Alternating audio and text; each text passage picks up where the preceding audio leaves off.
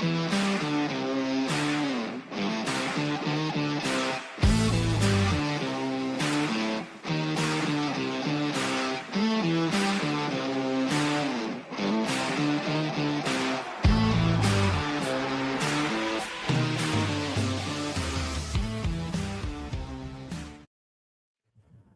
evening. Welcome to the Who's Left Podcast, a show about Indiana politics, history, and culture from an unapologetically leftist perspective. My name is Scott Aaron Rogers, and I am broadcasting from Bloomington. You know, in the 3.5 years I've been doing this podcast, I am grateful for all of the guests who have granted me some of their time, for the knowledge they've shared with us, and for the legitimacy they've lent our platform. But I'm especially grateful for those who were here with us in the very beginning, and one of my earliest guests makes a return appearance this evening to revisit a problem that has only grown since we first talked about it. Dr. David Sanders is a biology professor at Purdue, longtime West Lafayette City Council person, multiple-time congressional candidate, and he's currently running for state senate in District 23. He first appeared on the Who's Left podcast all the way back in episode 2, and then again at the very beginning of 2024 when we discussed the Indiana Economic Development Corporation's LEAP Innovation District in Boone County and their plans to pipe water from his area to supply the massive development. Dr. Sanders was one of the leaders pushing back against that plan, and while the IEDC backed down on their proposal to steal water from Tippecanoe County, the resource-hungry private corporations taking up residence at LEAP still needed millions of gallons of water, which they're now looking to take from Eagle Creek Reservoir in Indianapolis. And the Wabash River aquifers still aren't out of the woods, with a massive semiconductor manufacturer slated to set up shop in a residential West Lafayette neighborhood with water demands of their own. We'll talk about all of that and more, but first, this is an independent media project. We don't paywall content, we don't charge candidates for interviews, and we certainly don't have billionaire benefactors. Only individuals like you keep this thing going. It is a foundational principle of Who's Left and the Progressive Indiana Network that we refuse to hide important information behind paywalls in the middle of a political crisis, even to our financial detriment. So please, if you find value in this work, go to progressiveindiana.net and subscribe at the paid level. It's only $5 a month or $50 a year to help us build the infrastructure that will pop the right-wing media bubble in this state. And while a paid subscription is the best way to help us grow and sustain this project, you can help in other ways by liking and sharing on social media, commenting, leaving reviews, providing feedback, and forwarding our content to your people. You get us when you can. Mostly, we just want you here in this community of Hoosiers dedicated to making this state and its government work for all of us, not just the elite few. Please join us. You can follow me on Blue Sky, Instagram, and Threads at whosleft.us and on Facebook, TikTok, and YouTube at Who's Left. That's HOOS Left. Progressive Indiana Network's handle is the full spelled out name on most sites, but on Blue Sky and TikTok, it is PIN Indiana. Please help us grow with a follow wherever you're at. Tell the others. Let's build a radically democratic Indiana together. Now, let's give a warm welcome to the man, the myth, the hat, Dr. David Sanders. Doc, welcome back to the Who's Left podcast. It's been far too long. I'm very happy to have the opportunity to speak with you again.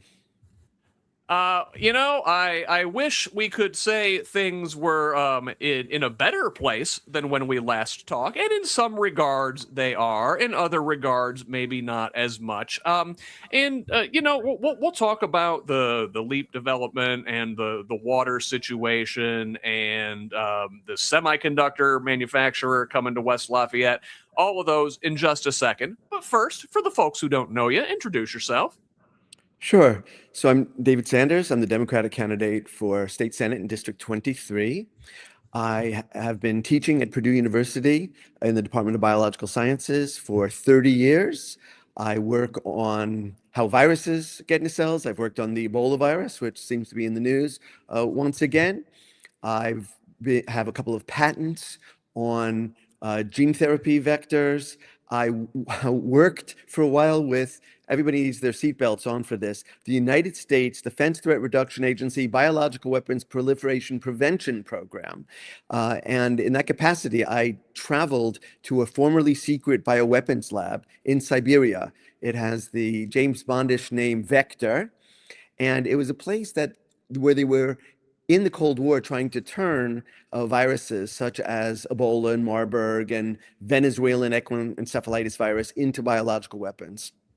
And it's one of the two places on the planet that still has smallpox virus. So we were trying to work with the scientists there to try to use their skills to keep them gainfully employed so they wouldn't go to what we were supposed to refer to, this is State Department speak, third nations, which at the time was Iraq, Iran, and North Korea, and subnational actors. Subnational actors, I always thought were people who participated in regional theater, but subnational actors is euphemism for terrorists. And we worked on that, and it was a successful program for a while until Putin really started. The lights have turned off here. You're going dark on me there, Doc. And we're back. It's a motion sensitive lighting system, so I guess I need to move around. Be more dramatic with you. That's right. Yeah. That's right. In any case, it was a successful program, but eventually Putin, as he consolidated power, withdrew from this program, which is actually an outgrowth of the Nunn Lugar, our own Senator Lugar, a cooperative threat reduction program.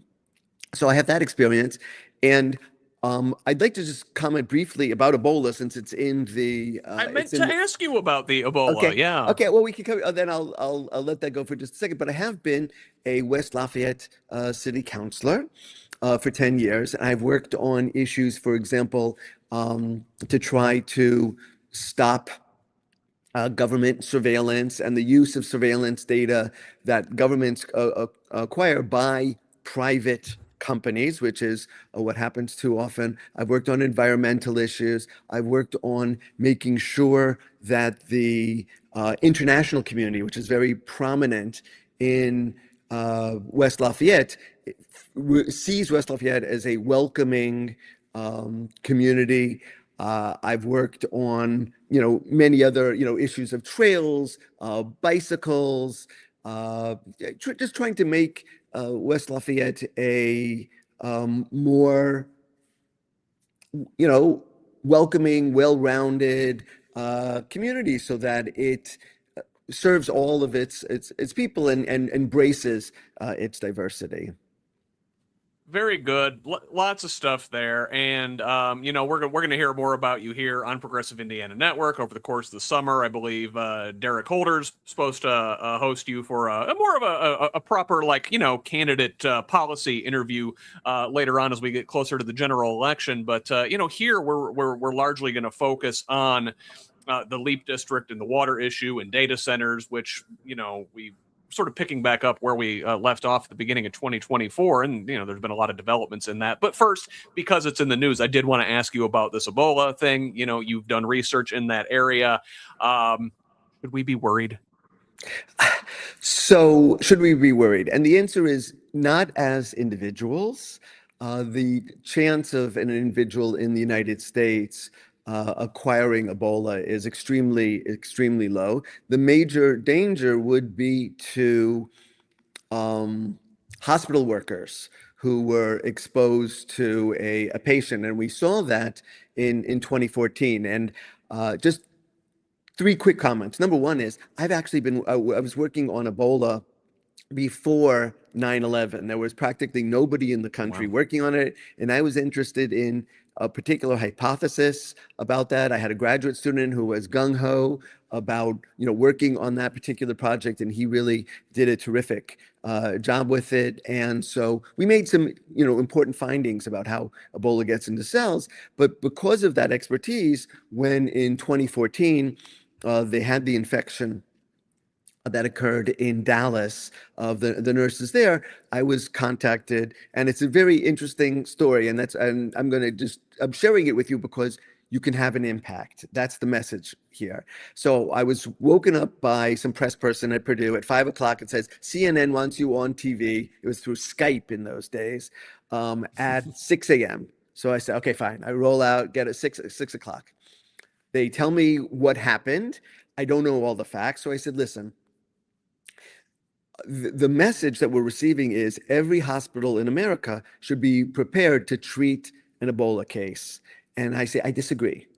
Every hospital in America should be able to recognize one, but once it's recognized, the person should be transferred to a regional center that is specialized in this, because use of the uh, personal protection equipment is really tricky. And I've seen trials where people do it, and inevitably people, even if you're just using red dye, that it'll get on your clothing. It will get people just, putting it on, taking it off.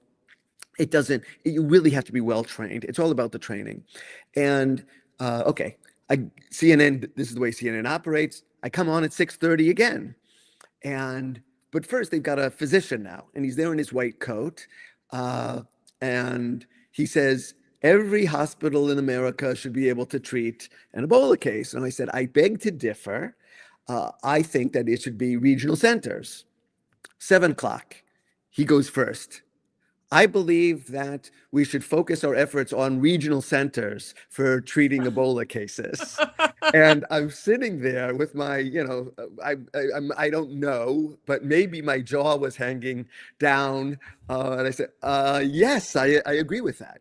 The reason I'm telling you that story is that policy was in fact adopted by the United States. And as far as I know, it was the first person who was publicly advocating it. And it was against what the CDC was recommending, but they changed it. They listened. That's the most important part of this. They listened because they made a convincing argument. And that's actually in place to this day. We have those centers that we can potentially bring patients to, Americans in particular, to, instead of, this idea of having in Kenya, which is really disturbing the local population there. We've seen protests, and there have been violence at some of these protests. So we have the infrastructure here, and I believe I played a small part in advocating for that. And I use it as an illustration of the fact that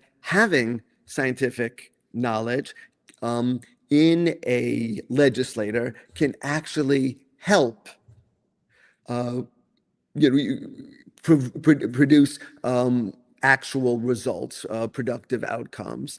And that's one of the things that I hope to be able to bring to the state Senate. And this current administration, with RFK at the helm of HHS, has very much become sort of an anti-science administration. How big of a deal is it that we've largely pulled back from the world stage on things like the Ebola research and being over there to get early warning signs and such?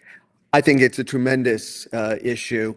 I also 2014 was advocating for more international cooperation.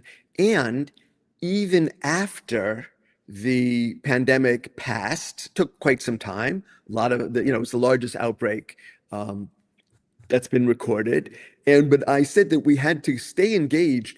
And one of the ways to stay engaged was to build the infrastructure in those countries in order to make sure that they had the capacity to deal with these cases in a way where hospital workers wouldn't be endangered, for example. And that's something which we did not do. And recently we've pulled away from our responsibilities. I started off by saying that you as an individual, there's not that much risk, but pandemics can get out of control, and we need to be always prepared. You should use each one of these episodes as a training exercise for preparation. And we do have to realize that in terms of health, we are all in this together with travel, with the large increase in world population, the density of population around the world. We need to understand that we are in this together. We need to see public health as a global issue, and that we need to focus on the public part of public health. It's not just about individuals. It really is a societal issue. Yeah, and boy, we could spend the whole hour talking about this, but I guess let's move from the public health emergency over there to what could become a public health emergency over here. We're talking about our water, and water is life, and we've got economic developments that are very water hungry taking place in central Indiana, which doesn't have the best water infrastructure in the first place, and now we talked about LEAP a couple years ago now, and they first started putting this thing in, and it's in the middle of Boone County near Lebanon. Not a lot of water nearby. I don't think they thought of this when they were planning it. And then, they get these large corporations like Lilly, for example, wants to move in, put a big pharmaceutical manufacturing site there. This thing requires oodles of water. Okay, well, now we got to pump water to the site, and the IEDC folks got the great idea to take water from Wabash River aquifers near you up there in Tippecanoe County, and we're gonna pipe it 25 miles or however long it is down to Lebanon, and millions of gallons a day. You were one of the folks who were there right at ground zero pushing against that plan. Can you sort of refresh folks, tell us what happened there, what the plan was, how you pushed back against it, and ultimately prevailed, at least for the time being? Absolutely. I'd love to tell that story again. I first learned about it in the summer. I think it was, I think it was 2023. I have to refresh my memory. But in any case, I had not heard about it. There was a public meeting. And when I first heard about it, I thought this was bad for so many reasons. Again, using my scientific background, they were going to build a multi-billion-dollar pipeline to transfer this water from one watershed to another, from aquifers. These aquifers were not too distant from like a toxic waste dump. And if you pump out the water from those aquifers, then you would suck the toxins into the aquifers and into the Wabash potentially. It was wrong for so many different reasons.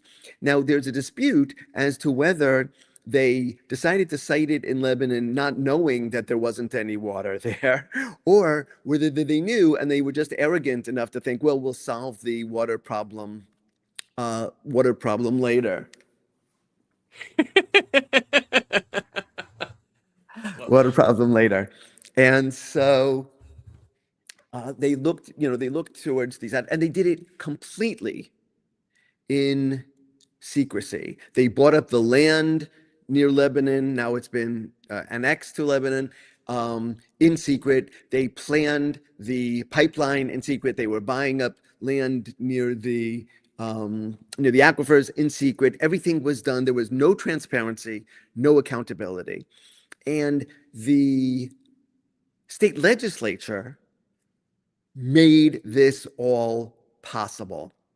So how did they do that? Originally, the IEDC was set up sort of to replace the Department of Commerce. It was set up by Mitch Daniels. And the original purpose was to recruit companies to come to Indiana. Sounds like a fine idea.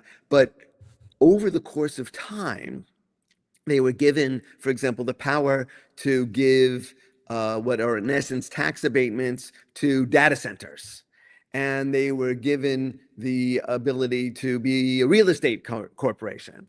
And they were given the ability to be a tax collecting organization back in, I believe, 2022. And so they had mission creep, and all of these things just increased their power and decreased the transparency and accountability. So when I learned about this initially, I said, I don't know if there's anything I can actually do about it. I asked, and everybody said, "Oh, you as a city councilor, nothing. It's up to the state legislature." And the message I got most often was, "It's a done deal." So I thought about it for a couple months, assuming, I was being informed correctly. And then I said, no, I don't accept it. And so I um, spoke out at a meeting. There's a whole story involving the movie Chinatown and my pretending to be Jack Nicholson in the movie. But I'll spare you that. But when I did that, it attracted a lot of attention. I was getting 5, 6 texts, email, phone calls a day about this. So I thought, okay, it's not just me. There are a lot of people who are concerned about this. People who wanted to know, what can I do? So the next meeting, I decided to have a resolution. I found a co-sponsor with me saying that we were opposed to this. It passed unanimously, and it became the template for, I think, maybe 18 other resolutions around the state, including Bloomington, as it happened, but mostly communities that were associated with the Wabash River. And it didn't matter whether the county commissioners were all Republican. This was a bipartisan. This issue united people across the political spectrum in a way that no issue has united people in Tippecanoe County for decades.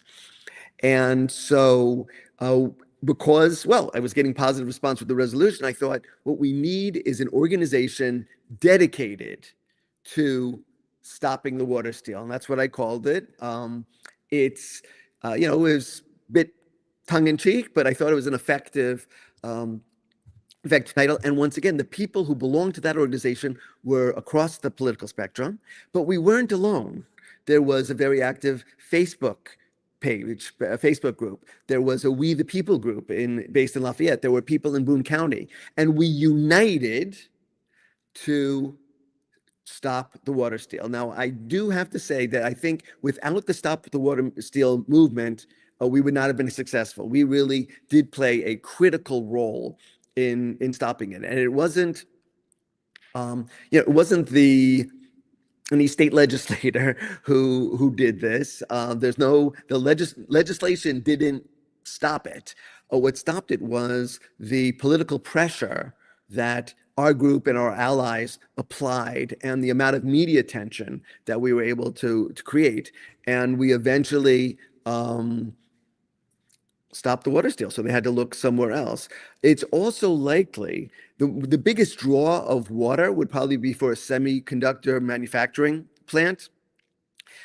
Neither Lilly nor data centers are as water intensive as a semiconductor plant. They're still water intensive. I'm not trying to diminish that, but we were talking about plants, speaking of up to 100 million gallons of water a day being piped through this pipeline. So they stopped because of the opposition in Tippecanoe County. We stopped that, and then they did look towards Eagle Creek. And I've communicated with people who are from Eagle Creek, who are trying to oppose this.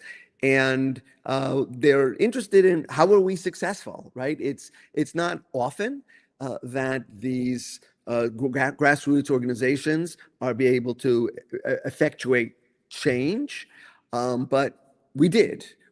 And so I think it's a model, and it's something that I would embrace as state senator. And that is, we can't believe that government is just our representatives.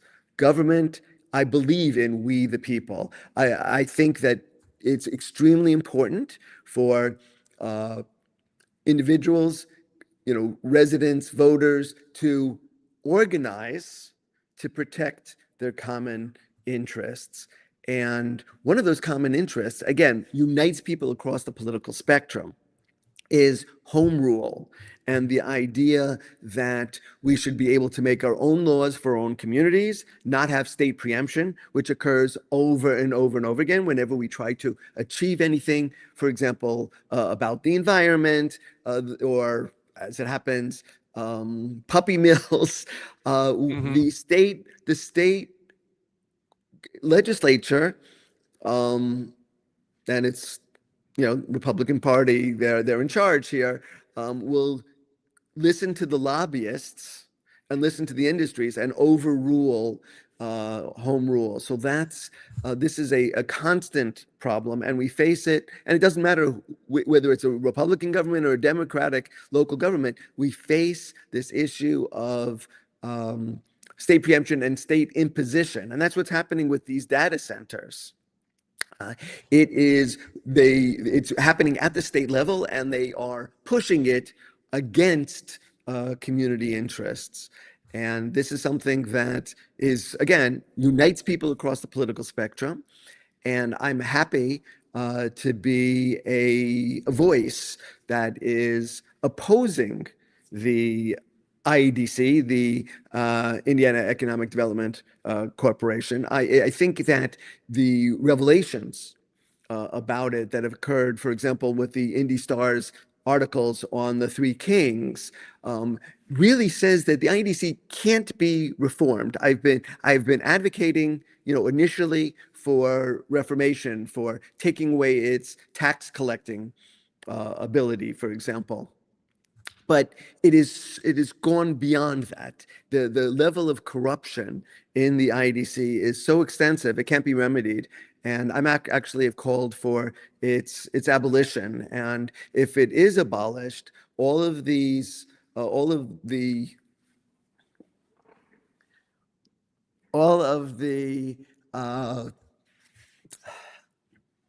chose the wrong room.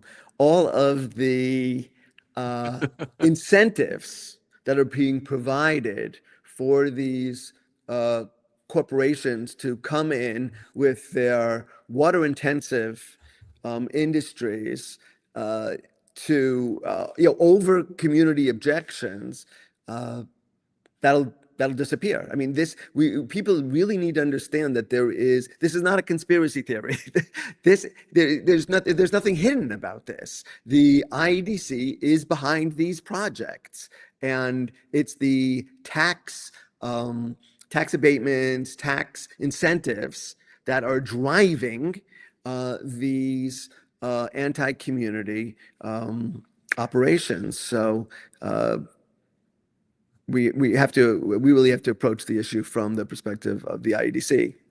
Yeah, and the whole reason for recruiting these companies to come to Indiana theoretically is that they're going to come do business here and pay taxes here. But then you have these tax abatements, like, oh no, actually you don't need to pay taxes here. We'll have your employees pay taxes or something after they you attract a workforce here with your company. Put the burden on the working people, not the company actually.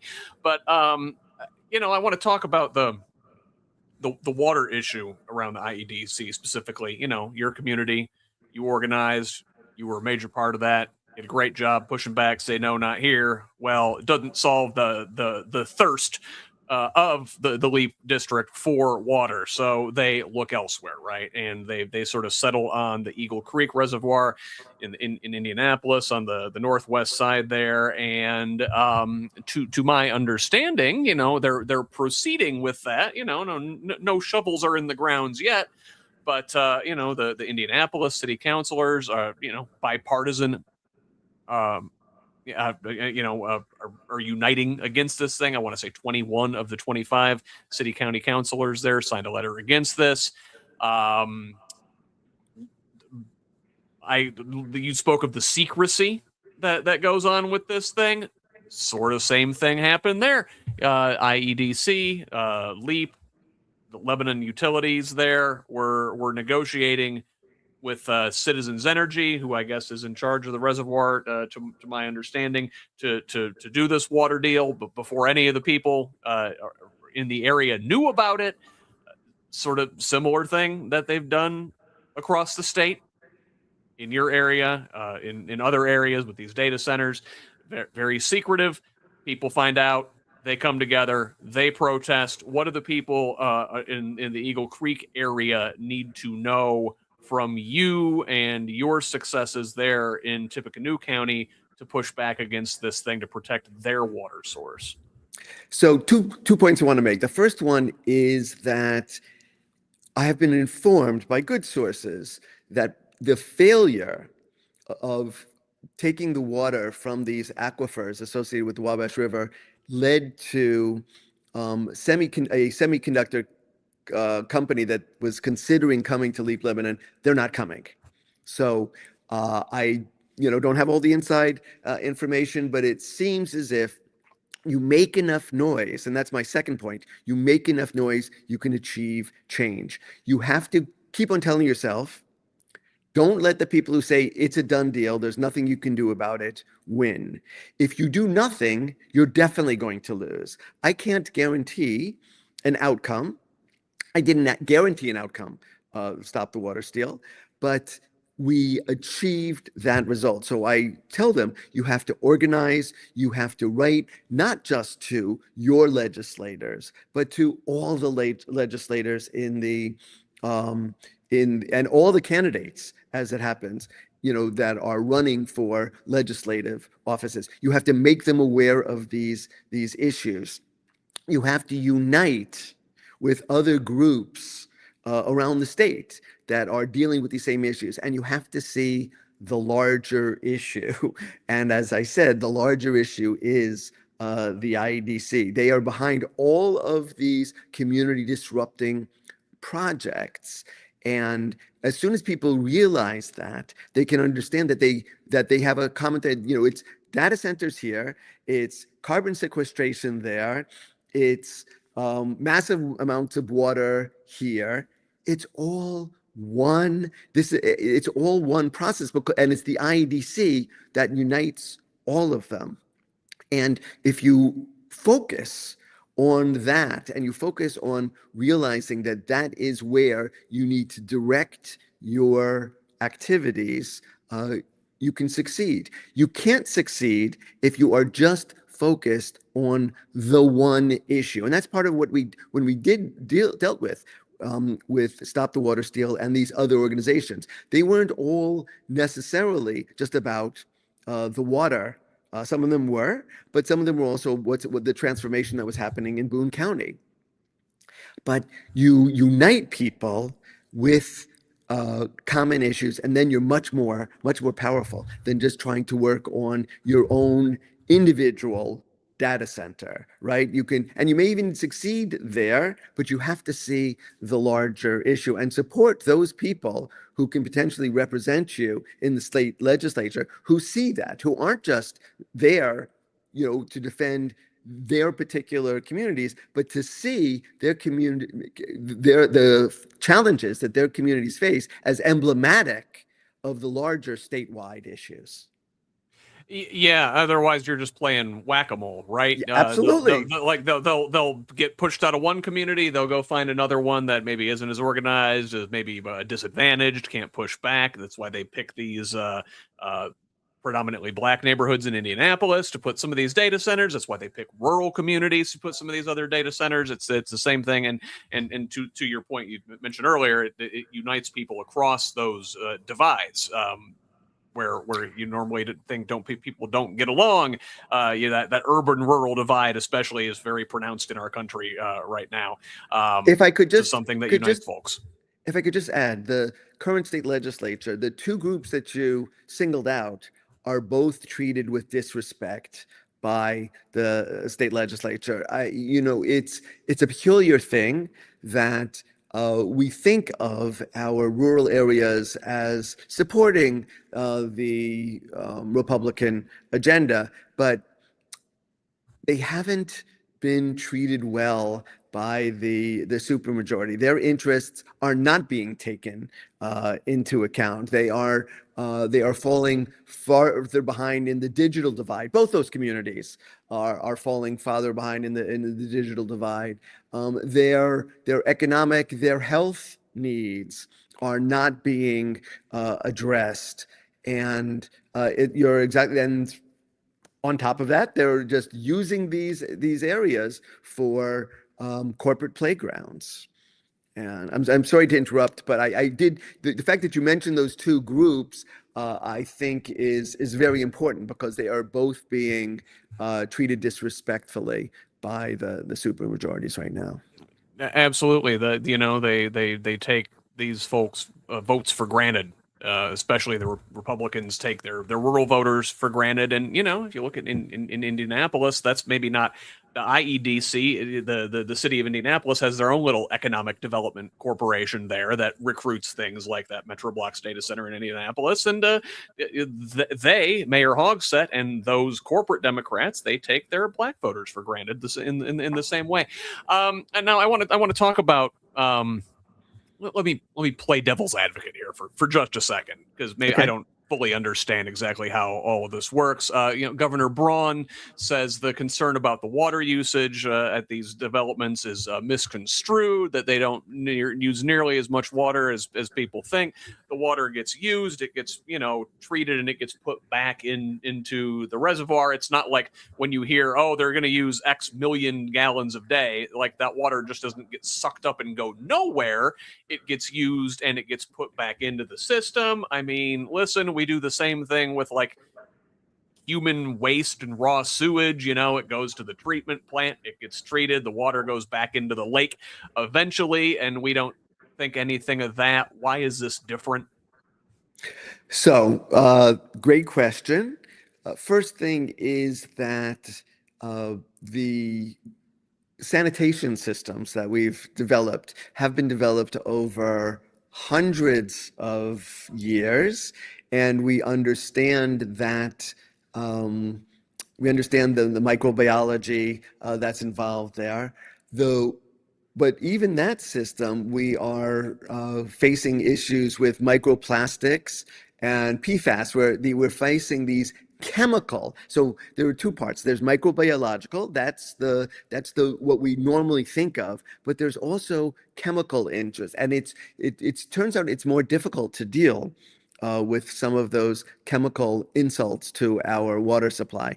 And when we're talking about manufacturing and so on, that's the real issue, and we don't have a fully developed. We're developing it. I'm not saying that it's all absolutely unsafe and we can't deal with it, but it's an evolving problem, because as we have, I'll just mention, we talk about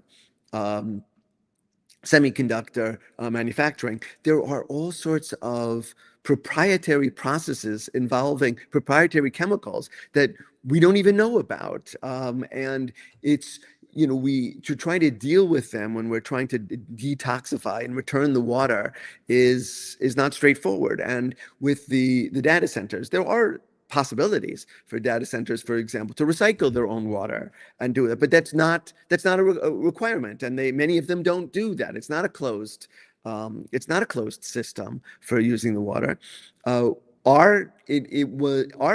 And now that they say, oh, it's okay now, but what they were going to do in our case, which they told us was okay, was transferring a huge amount of water from one watershed to another. And there is no ecologist, there's no scientist who tells you that that's the right thing to do, that that's a safe process to engage in. And so now that they're trying to reassure, oh, it's going to come, it's going to go back. I don't think that people should be fully reassured. I'm not trying to, again, scare anyone, but it's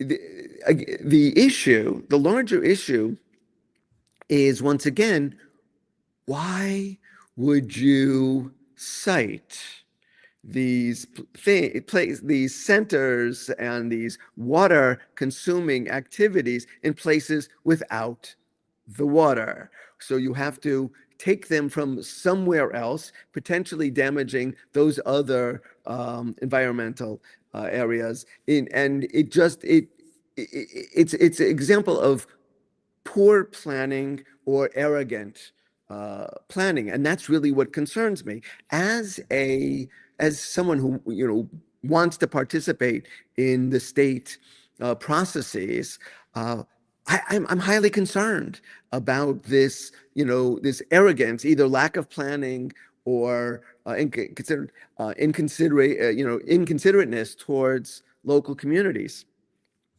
I'll just mention, the person who was in charge of the IEDC back when they were talking about transferring the water from the aquifers associated with the Wabash River said, as long as there's water in the Great Lakes, there's no problem with taking this water. The Great Lakes are not the source of the waters of the Wabash River. They are not connected to the Wabash River. So this is the sort of thinking that went into that. And I'm concerned always if this is, if the people in charge have this sort of dismissive attitude towards science and geography and geology and communities, I don't think that we should trust them to make these sorts of decisions for us. So again, I'm not an alarmist that you can never transfer water and that the water is definitely going to be poisoned and so on. But the lack of transparency from both the government agencies and the corporations is something that's concerning. Let's talk about the Wabash River. I hope we have time to do that. I cross a bridge. It's called the Harrison Bridge, connects West Lafayette and Lafayette. I walk across it once a week, once every other week, something like that. There are bald eagles now perching over the Wabash River. They were gone. I hadn't seen them. I've been in West Lafayette 30 years. They've only been there in comparatively recent past. Why is that? It's because the Wabash River was contaminated with, pesticides and, of course, industrial waste. It was not a clean river. The fish were sick. I was still not necessarily advocating eating the fish from the Wabash River, but it's so much cleaner than it was in the past. And, you had DDT, which practically eliminated the American bald eagle, our national symbol.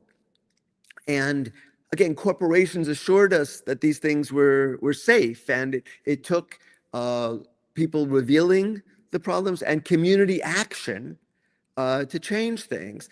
And so you cannot just rely on what the corporations are telling you. And I don't think the IEDC actually has the expertise to evaluate these issues. And you need to have some people in government. I'm not saying that every single person in the state legislature needs to be a scientist, but we need one, there who can be the person in the room who can actually evaluate it and not rely on what lobbyists on one side or the other are saying, but to really understand and to ask the right questions and to be able to contact the right people. That's one of the great things about the Stop the Water Steal movement, is that we had all of these experts that we could rely on who joined, or who I'm still in contact with a number of them, who we can rely on to help us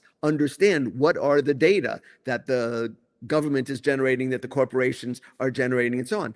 And I have those contacts, and I can also, understand what I'm being told by the experts in the evaluation. I don't think that that's a widespread capacity among members of the state legislature. They have their own areas of expertise, but for many of these issues, and I often say that many of the issues that face us as a society have a scientific or technological basis.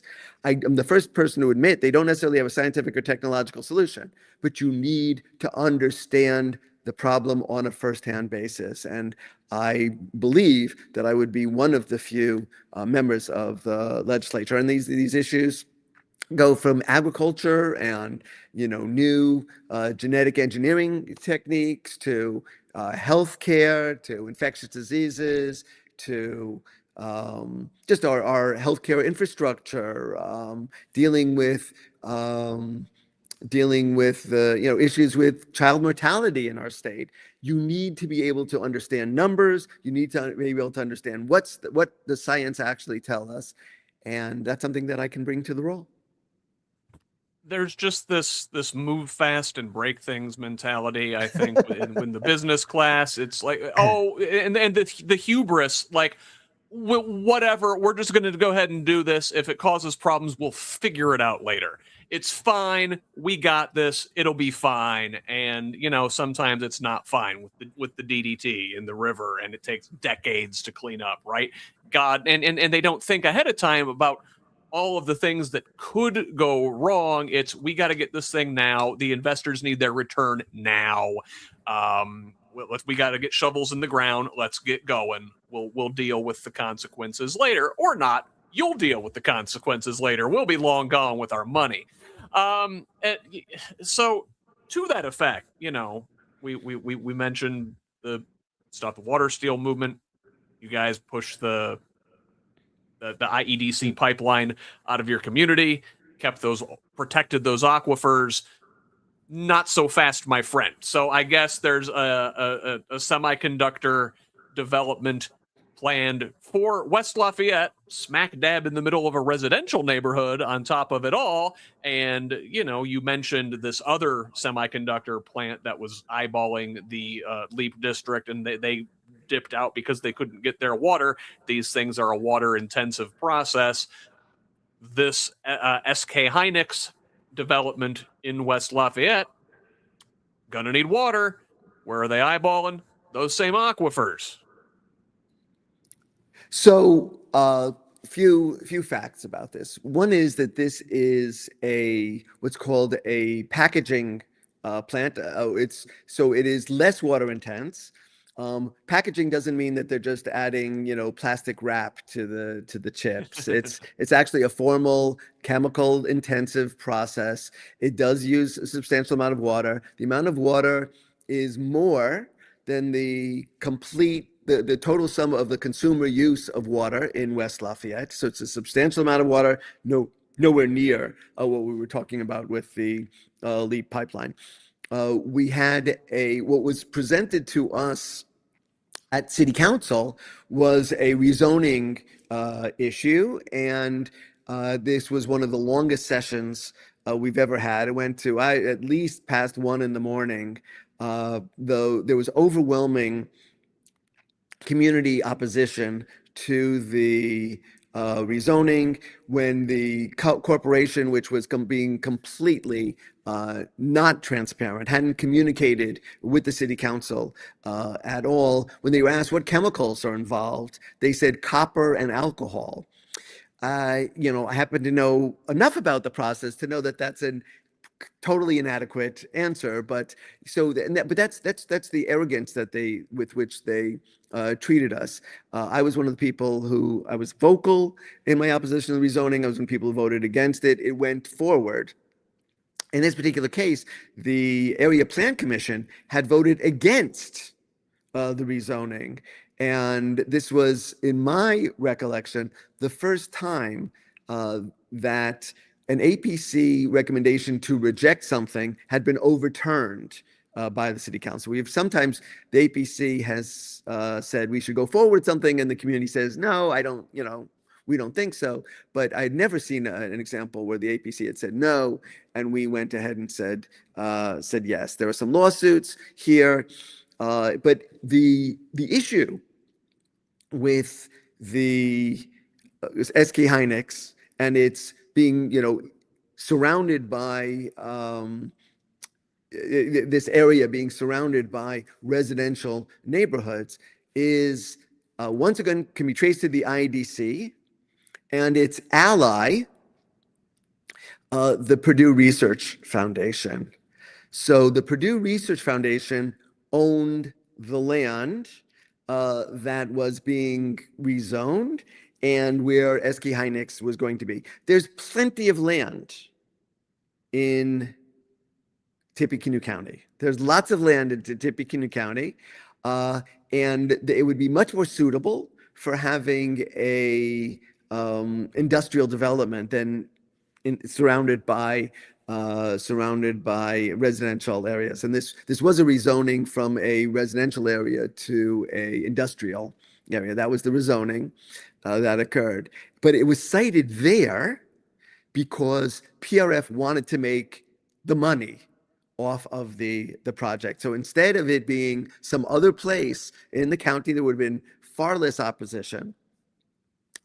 They had to have it there, you know, creating a potential hazard, certainly noise, traffic, and so on for the residential community. They had to have it there because PRF wanted it, wanted to make the money off of it. There was an article referred to the corruption in the IEDC. And there's an article, more than one article, in the Indianapolis Star about what the three people called the Three Kings, and their self-dealing.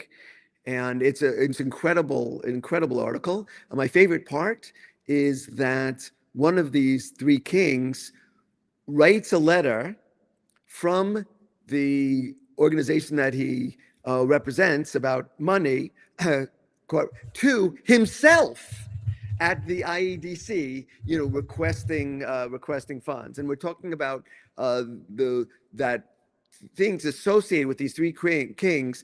And they were part of the IEDC, but they had other corporations outside that they were associated with. It's $180 million was directed by these three kings to corporations with which they are associated.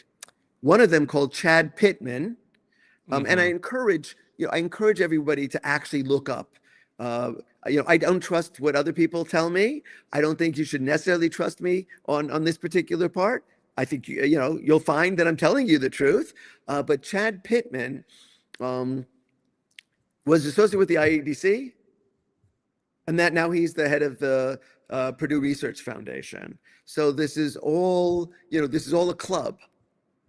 This is all door. What? Oh, a revolving door. Yeah. It's a revolving door, and it's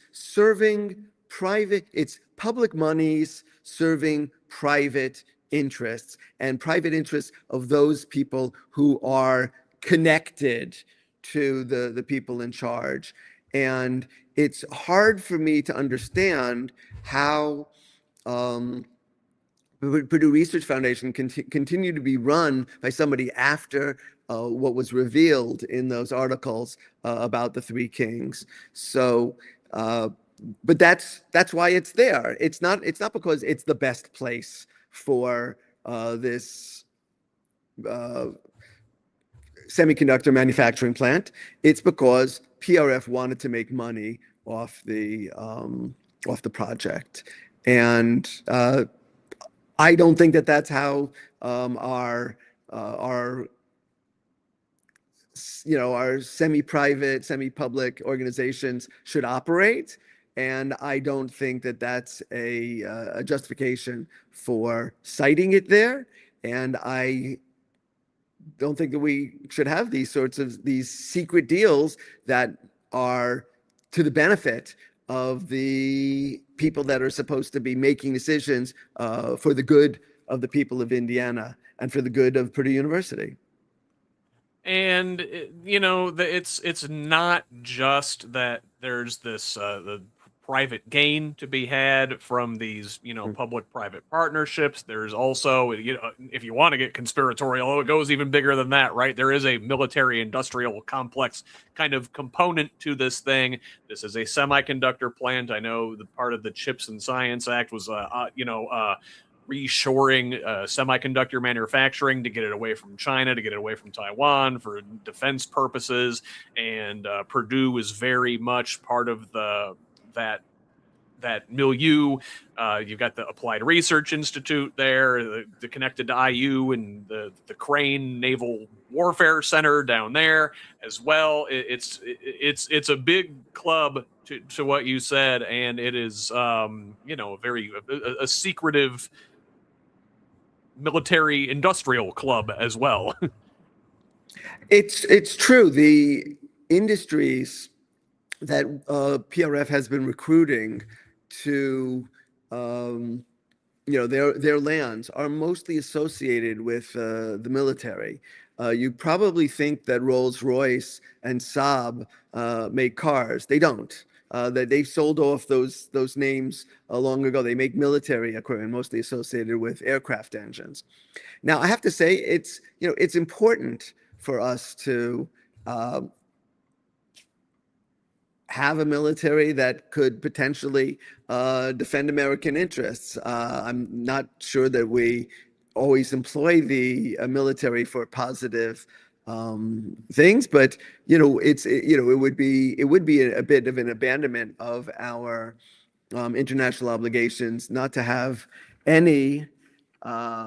have any military. And I want American soldiers to have the best equipment possible. The problem is, in this case, that we are a university and we're supposed to be doing things in a open and transparent fashion. We're supposed to be doing things for the public good. And when everything is done in secrecy and we have to enter into all these deals specifically, I mean, again, we could be recruiting all sorts of corporations to the Purdue Research Foundation, but we focused almost exclusively on military contractors. So it suggests a lack of balance, and a lack of understanding, what the community would be potentially interested in and what could be for the greater good. There are many, many other industries that could potentially be brought here, and we've completely focused on these military companies. And there's a lot to be said. Rolls-Royce had the biggest bribery scandal in the UK, and US was involved as well. It's we are, and again, these corporations were brought in with tax abatements, and they're not, the amount of money being paid in these tax abatements is completely out of proportion to what is true elsewhere around the country. I think tax abatements in general are not a good public policy, but we're paying outrageous amounts in tax abatements to these corporations, and they were coming anyway. This is the most bizarre part of that, is that the PRF wanted them so much, and Mitch Daniels, when he was president, he's the once and future president. He wanted them to come so desperately, and they were going to come anyway, but we still gave them tax abatement, the money that they didn't need. And again, if we're talking about economic development, I think there would be a much better bang for the buck and much better productive use if we were investing in businesses that already exist here and entrepreneurs that are here in Indiana, right? Instead of trying to bring in international corporations that don't necessarily have the best history associated with them. So I was the vocal opponent of all of these as well. I was not successful. And also, when you're talking about tax abatements and all these things that the IDC is giving out, in so many cases, is it called Foxconn in Wisconsin? Very famous, not too far away. All this money, government money spent, and it all went bust. And we don't. And something they've always asked for is clawback provisions in whenever we have the tax abatements. We haven't had them. There are many, many examples of corporations pulling up their stakes before they wind up having to, pay their full sets of taxes. And so I think this is a waste. I think this is corporate welfare. I think this is, lacks accountability, lacks transparency, and I will do what I can to oppose it. But from the state level, it's the IDC. It really is, and boy, Doc, we could go on all night about this, and we will revisit this situation for sure, because the development, the giveaways seem to keep coming and coming and coming, and we need fighters like you in important positions of power to help be the people's voice against some of these powerful players. So, Doc, we got to get running here, but before we do, where can people find you? How can they find you online? How can they help your campaign? Absolutely. Thank you very much. So the webpage is davidsandersindiana.com. David Sanders, Indiana, all connected. I have a Facebook page for the Senate District 23. I have an Instagram. My X account is David Sanders Rep. David Sanders Rep at David's. I have a Blue Sky account.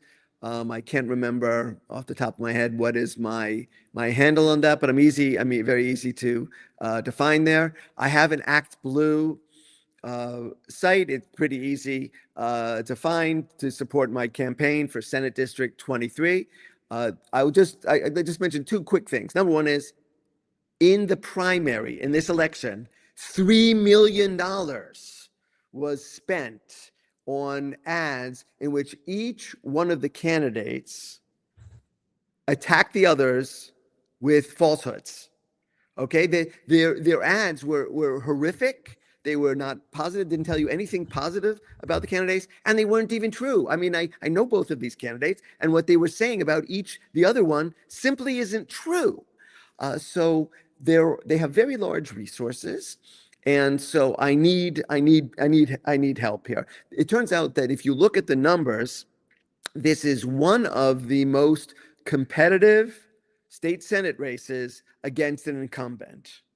So I could really use support. But the other thing I think everybody needs to be paying attention to is, where are the other candidates? And the candidate that eventually emerges from this 3-vote primary election, where did they get their money from? What's the source of the money that supported their campaigns? I think that people will be surprised by where the money is coming from, and it's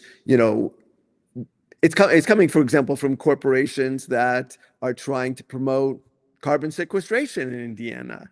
I won't accept those sorts of monies. I'm asking for money from the citizens, of Indiana to support my campaign, not from corporations that are going to despoil our communities. Small dollars, real people. That is grassroots. That is the only way to do this thing. Dr. David Sanders, thank you so much for your continued fight, for your efforts to represent the people there in your community in West Lafayette and beyond. We appreciate it. We appreciate your time tonight, and we will talk to you again soon. Thank you so much for joining me here tonight on the Who's Left podcast. Thank you for the opportunity. It's great. All right, folks, Dr. David Sanders, you can help him. We will link to all his sites there in the show notes, and you will also find links to me in the show notes. I can be found in all the usual places, as you know, on Facebook, Blue Sky, and TikTok at Who's Left, and on Instagram and Threads at whosleft.us. Direct message me any of those places with feedback, tips, ideas, or concerns. Email me directly at scott@whosleft.us. I will be back Sunday in the morning at 10:30 a.m. for Who's Left This Week, Indiana's only unapologetically progressive Sunday morning politics show. Tune in on YouTube, Facebook Live, and of course at progressiveindiana.net. I will discuss the Indiana Democratic Party convention, which is on Saturday. I hope to see many of you there, as well as all of the rest of the week's top Indiana stories, plus U.S. and international news through a Hoosier lens. My guests this week are Indianapolis activist and community organizer Samantha Douglas, as well as the host of the popular Social Society YouTube show, Brandon Clark. Please join us. So, finally, please forward the show to a friend, have them pass it on to. Please, let's keep building this project and a truly democratic state together, one conversation at a time. Until the next one, This has been the Who's Left Podcast. I'm Scott Aaron Rogers. Love each other, Indiana.